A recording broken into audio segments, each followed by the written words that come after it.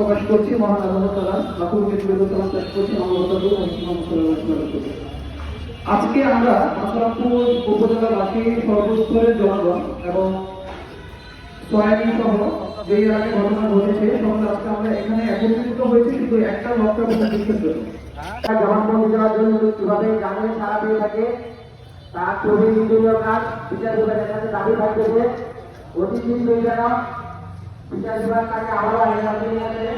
ইতিমধ্যে আমাদের মাঝে পুলিশের পুনরায় গ্রেপ্তার এবং কথা বলার জন্য আমি বলতে পারি আমি বলতে পারি সংক্ষিপ্ত কথা বলার জন্য অনুরোধ জানাচ্ছি।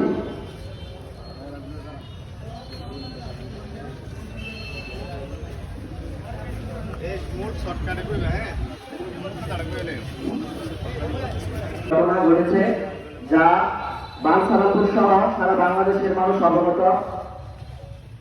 জেপি সহ তার দুই সন্তানের হত্যাকারী জহিরুল কে যখন পুলিশ গ্রেপ্তার করে বিগত সালগুলো থেকে জেল হাজতে ছিল, কিন্তু দুর্ভাগ্যজনক এই জহিরুল গত 21